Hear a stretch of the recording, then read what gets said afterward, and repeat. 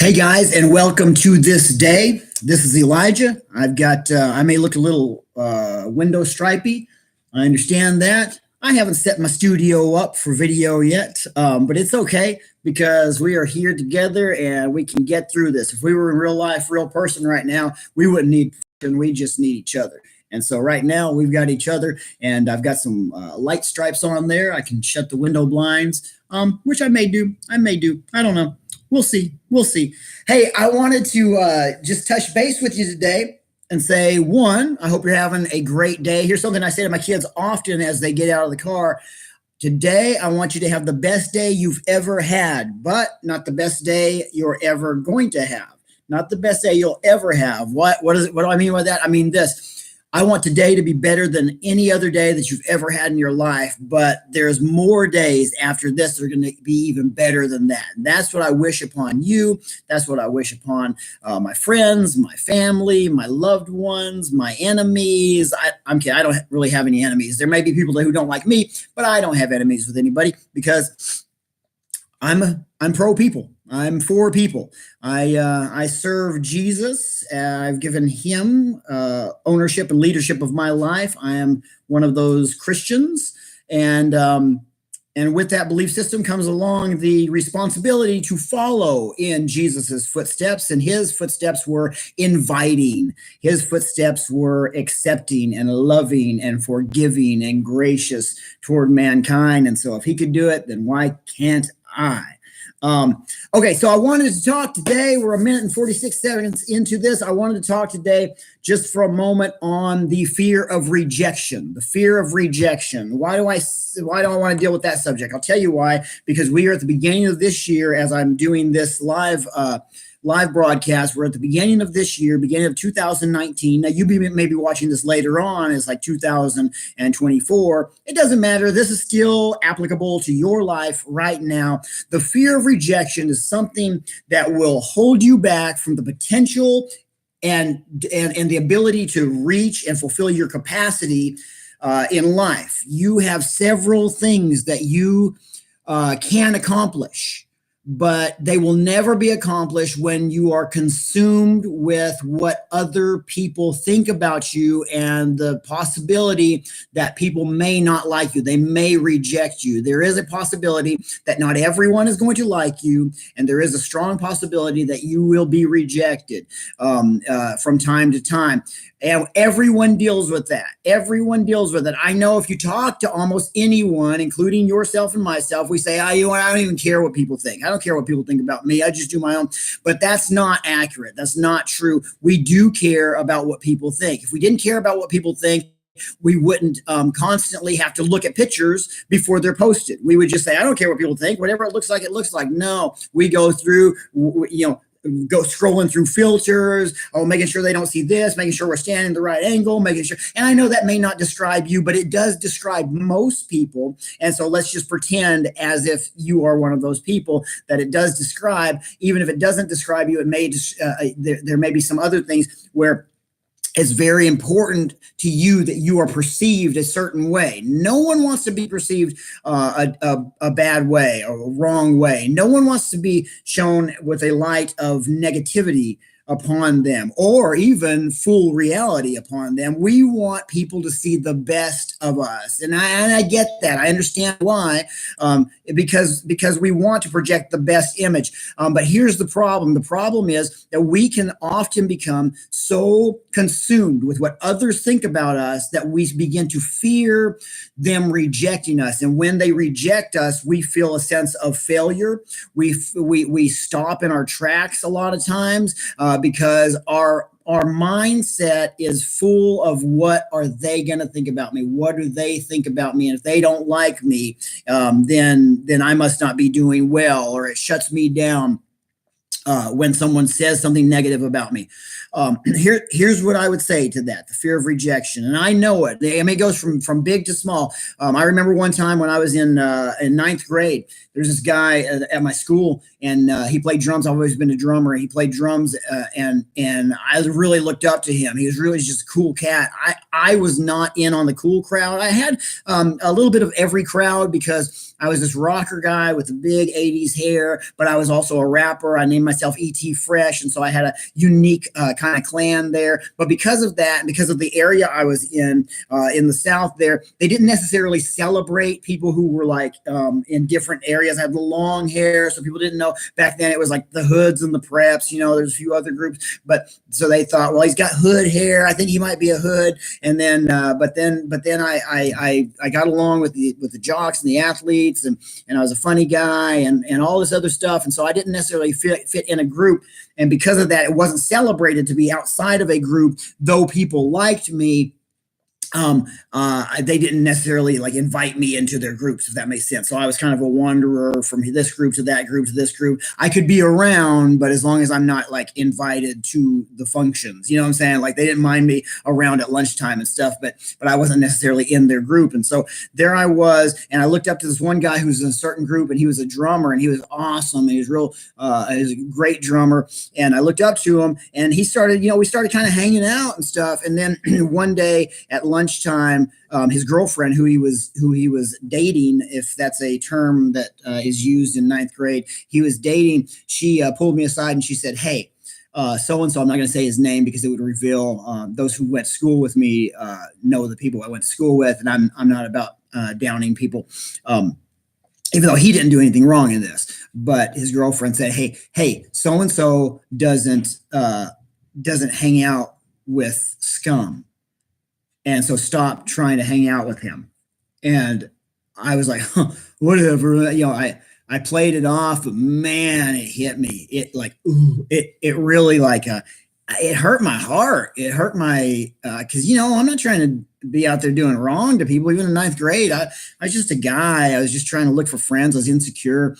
And when she said he doesn't hang out with scum and he doesn't want to hang out with me anymore, it wasn't coming from him, but I felt a rejection from her, and then it embodied him. That's why we got to be careful about who speaks on our behalf a lot of times, because it embodies us. And so it hurt me. It hurt me. And it was the rejection, that moment, that feeling of rejection.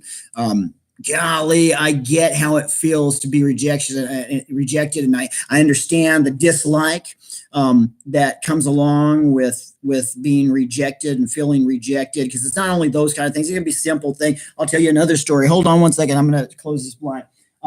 Another story is this, if you can still hear me. Another story. Look at that. Fix that problem. Another story is when I was sitting in class one day.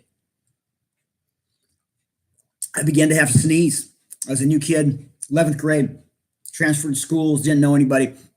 And I was in 11th grade, and I was in class, and as I just said, and I started to have to sneeze, like that, kind of doing the thing. And so I looked at the light, and as I looked at the light, because that's what they tell you to do when you have to sneeze, look at the light, and I did, and I started to do that, that kind of thing, and then I sneezed, and as I sneezed, I passed gas. I'm not going to say farted because this is a professional YouTube channel. I passed gas, and it was forceful. It was forceful. And I know you're thinking to yourself, I've never heard of this before. I can't imagine such a thing. How gross.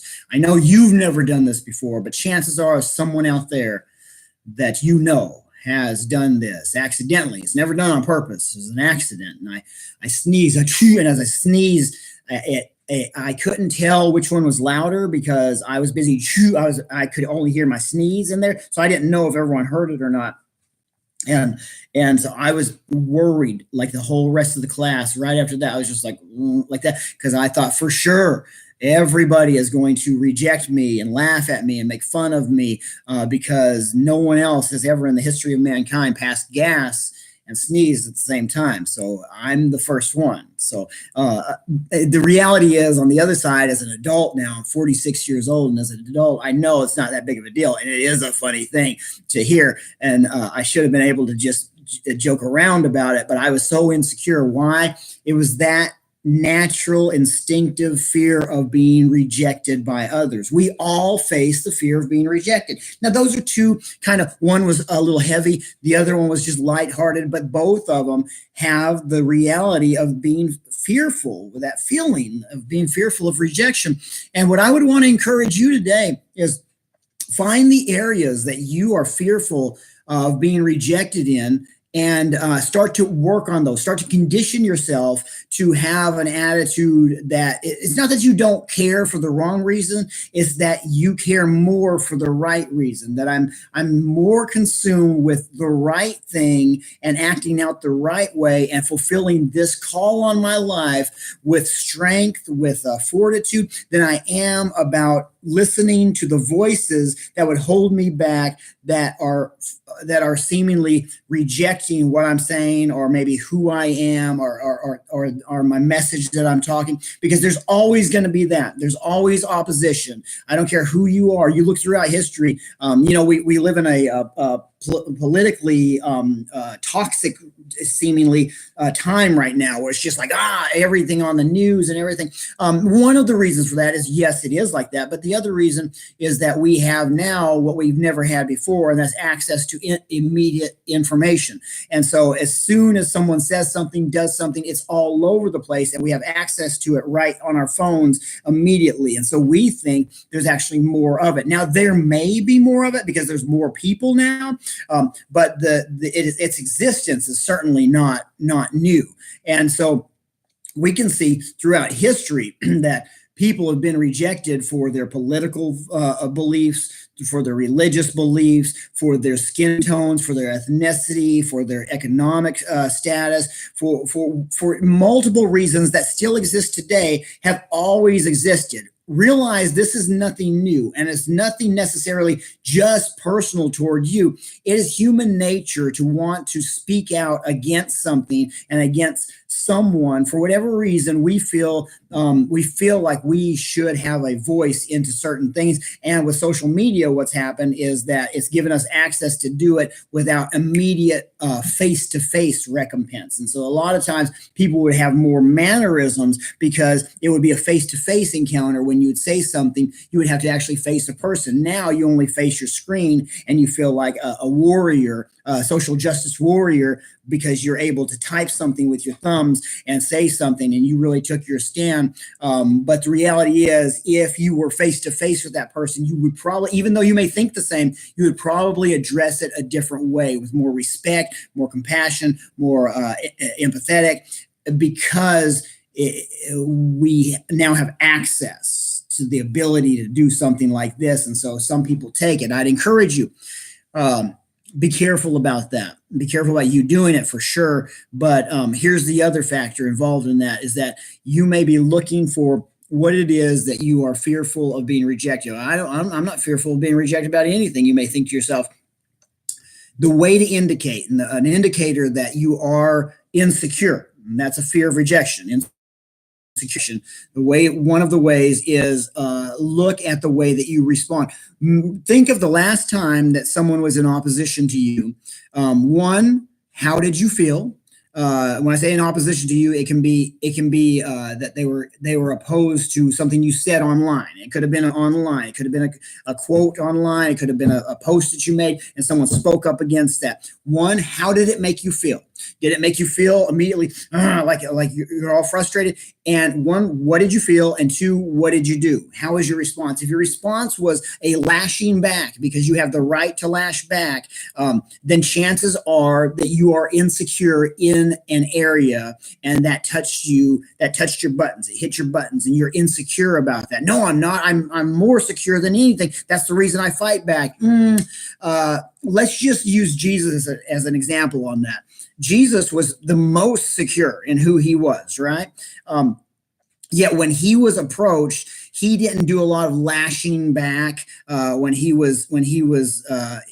an opposition would happen. Remember when the guys came out to get him, and they were going to take him, and he's going to go before Caesar, and he's going to go, and then they're going to put him on the cross and stuff. He knew all this was about to happen. He even told the disciples, "Hey guys, listen, this is it, and pray with me for 1 hour." And then the guys came, and then Peter steps up, and Peter grabs the sword of the one. Now there's a guy in opposition to Jesus. He's about to take Jesus. One of Jesus's guys thinks he's operating on the behalf of righteousness, so he takes the sword and he strikes a soldier, and he cuts off his ear. The guy who thinks he's defending his faith in this is actually the one that Jesus gets onto. He's like, "Dude, what is wrong with you?" And he has to pick up the ear of the person attacking him, and he does. It's the first miracle ear. Woo! He heals his ear. His name is Malchus, and he was right in the middle. Malchus in the middle, and he puts his ear back on him, and Malchus could hear everything. See, the thing is, we too often will say, "I'm defending righteousness. I'm defending what is right," and we lash back at people for seemingly attacking us. And I say us, in this case, Christianity. I'm standing up for my beliefs, and I'm fighting back. The violent take it by force.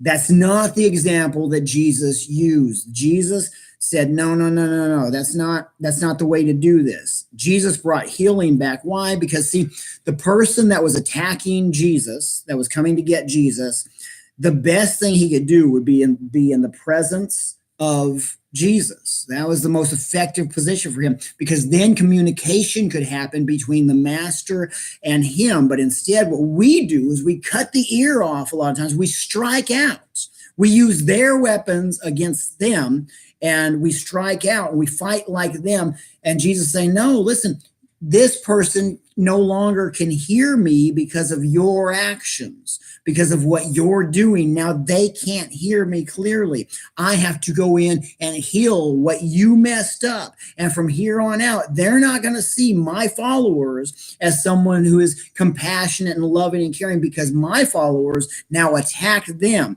Well, they were attacking us, so we had to defend ourselves. There's a difference in defend. And you know what? The Bible says this, that love doesn't defend itself. It doesn't have to. That's why I encourage you, don't go on a rampage in standing up for yourself, even if you are right. Why? Because see, truth has a funny way of rising to the top. It may take more time than you want it to take, but truth and character will rise to the top. And it's like a Cheerio in a bowl of milk. You can plop it down with a spoon, but it's going to come back up. And that's what you can be assured of, friend. If you are in the right, or if you have straightened things out and you are now living a righteous lifestyle, that will eventually rise to the top. You don't have to convince others. You don't have to fight. You don't have to defend. You just have to stay on course. And let's stop attacking. How do we know we're fearful of rejection? Because when rejection happens, what do we feel and what do we do? If we feel an overwhelming sense that there's something wrong, there's something wrong with us. But what about them? Yes, it's not right for them to do it, but we can't control what others do. We can control what we do. The fear of rejection. How do you start dealing with and conditioning yourself to be able to handle more rejection without being moved by it, without it changing the way you think, without it ruining your day, the way is you start conditioning by looking on the inside. What is it on the inside that I can start growing from? And that I can start growing in? How can I become a bigger person on the inside? How can I feel more secure? I can feel more secure by getting closer to my God. And when I get closer to my God, I see more of what he is like. And then when I see more of what he is like, I realize what I'm supposed to be like. I grow in that capacity. Then when others do wrong, it doesn't affect me that much, because I know I've got my own stuff to work on and that I'm working on. And I start feeling secure about the areas that I'm working on. I know that I'm not perfect, but I know I can lift heavier weights than when I started. And I'm feeling good about that. Does that make sense? How do you identify the areas of fear of rejection in your life. One, how does it make you feel when someone criticizes you? And two, how does it make you respond? What do you respond in? Condition yourself. I believe that this is going to be a great year for you if you'll activate the things on the inside of you and walk in a way that will cause you to be in a prepared position for all the blessings that you pray for all the positions that you pray for and you want. And if you have the position to do what it is that you want to do, is your character intact? Are you quality enough? Well, they made their hits because they come out with a song and they've got all these followers and they don't even have that much talent. Just work on you. Just work on you, and you'll be less and less fearful of others rejecting you, because they're gonna reject you. People are gonna reject you. 50% of the world will at any time disagree with what you have to say and the way that you think. That's okay. That's okay. As long as things are good between you and God, then you'll know you're walking in the right path. But start right there. Okay. So those are my thoughts for the day. Love you guys. Feel free to leave comments, but only good ones. and your thoughts and share and subscribe. I encourage you to subscribe to the channel because I don't, because you follow other people. So you might as well follow this. All right. Rock on. See you. Bye.